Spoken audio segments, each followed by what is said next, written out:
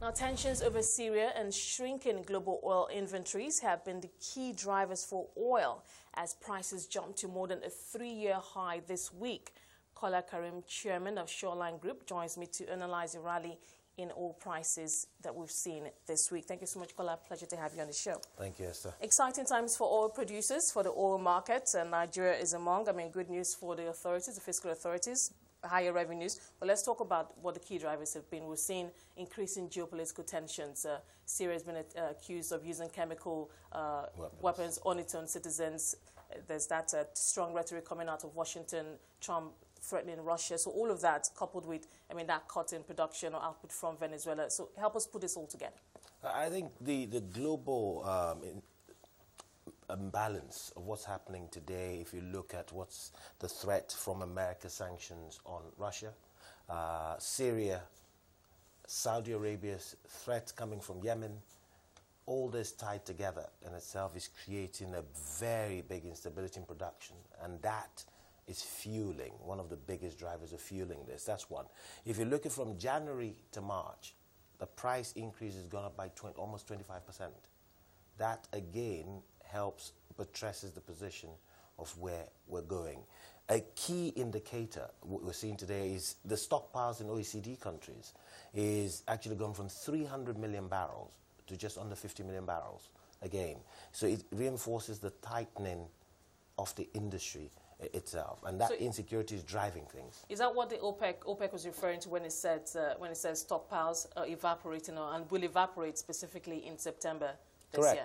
Correct. That's exactly what's happening. If you look at, as of January, OECD countries had over 300 million barrels in excess stockpiles. That's gone down to below 50 million. No, we also track the U.S. inventories too. Correct. Has that also gone down? The same thing is gone down as well. Okay. So if you look at what is going on, with the instability and the threat, there's possibly going to be a sanction against Iran. That again would affect oil production.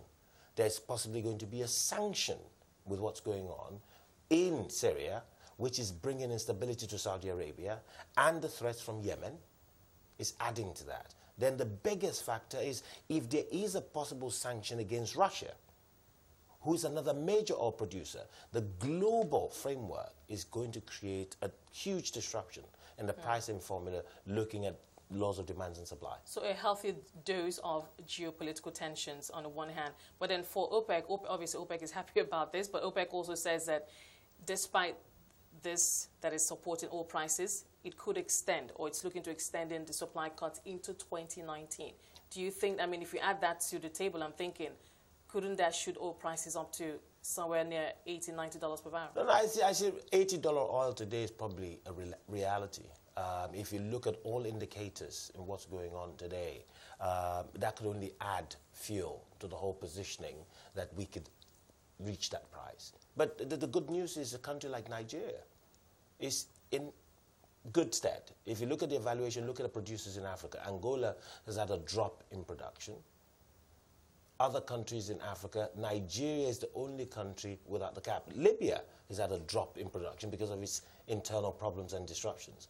But Nigeria, with its security stability and focus, can only gain and benefit from this rally. Now, usually when this happens, sometimes we see major producers, especially Saudi Arabia, ramp up production or output. It's going to be very difficult. With the threat coming from Yemen, the other day Yemen threw some missiles to Saudi Arabia that was shut down. So all this pushed them to shut down some fields. Okay. At the end of the day, the instability in the Middle East, coupled with the cutbacks, will continue adding fuel to a price rally. What about the shale guys? We always talk about them. We talk about them. We talk about how oil prices are rising, and then the shale guys come onto the picture, and then U.S. inventories rise, and then prices go back down. So what does this mean for the shale guys? Look, the thing about the shale industry is this. It's a very, very cyclical type business. Shale is not an easy production cycle. Does not have it, right? Shale, you need to inject and pour in a lot of money, and you need to sustain that funding to keep the production going.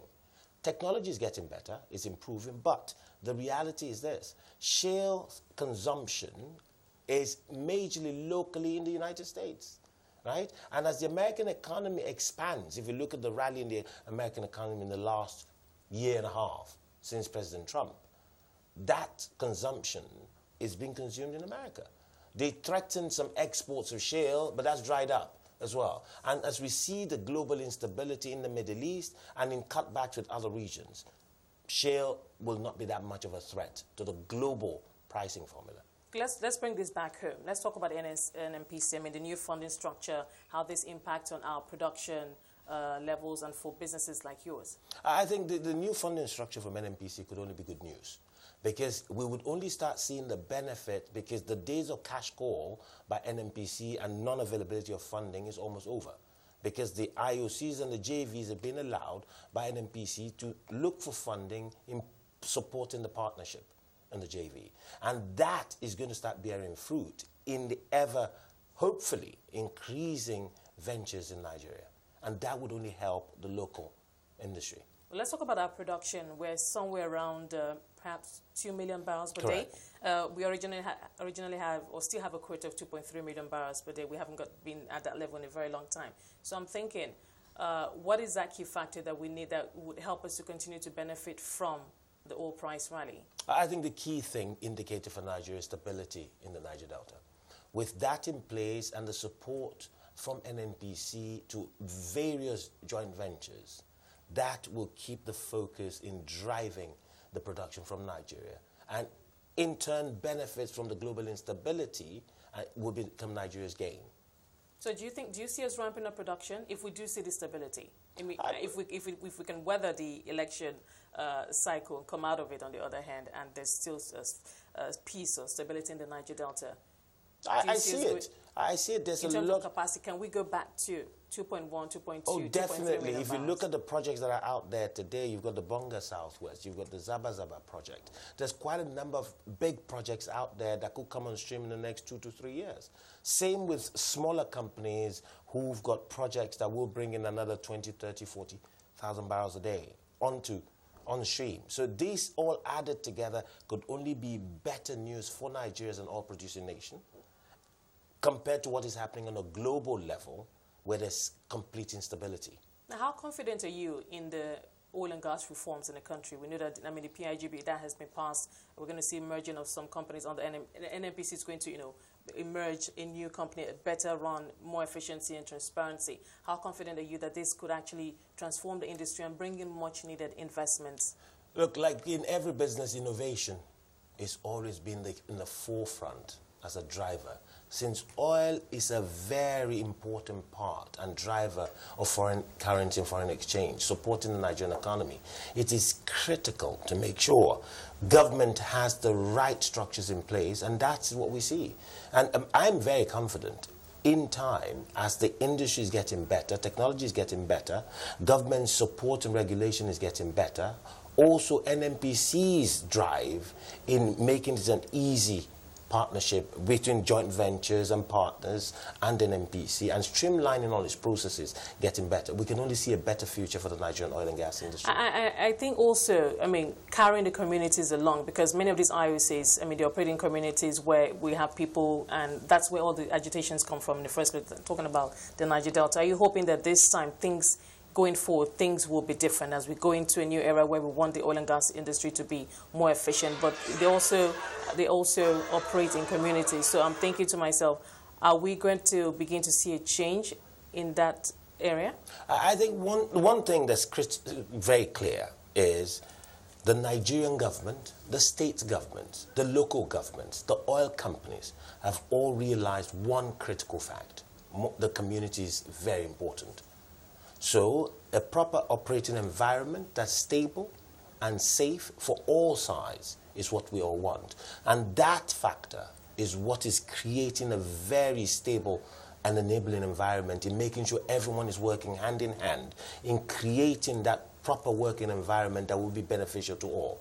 Now, let's go back to oil prices. You've talked about $80 per barrel, and I'm saying to myself, so, I mean, we've had so many forecasts, so many predictions. Nobody knows exactly where oil prices will settle. And these geopolitical tensions, they're also unpredictable. I mean, we could wake up tomorrow and realize that some peace deal is being struck somewhere, maybe between Iran or Saudi Arabia and Russia and the U.S. And, there's a little bit of peace, as it were, and then oil prices go back down. But realistically, where do you think we could see oil prices settle? Whether or not there's geopolitical tensions or the supply cuts, but we know we can say oil prices will be in this range. Let me tell you this. Some things and some facts are for certain. The problem between Yemen and Saudi Arabia is not going to go away in the next year. Okay. That is going to be an inherent problem. The problem today between Syria, Russia, Iran, and the rest of Europe and America is not going to go away in the next 6 months. That is going to be a problem. If you look at all these indicators, the problem in Venezuela is not going to be resolved in the next 1 year. So if you look at all these critical factors and put them together, we could see a definite position that $80 oil is not too far away. Okay, Kola, thank you so much. Appreciate having you on the show today. Thank Kola you. Karim, Chairman of the Shoreline Group.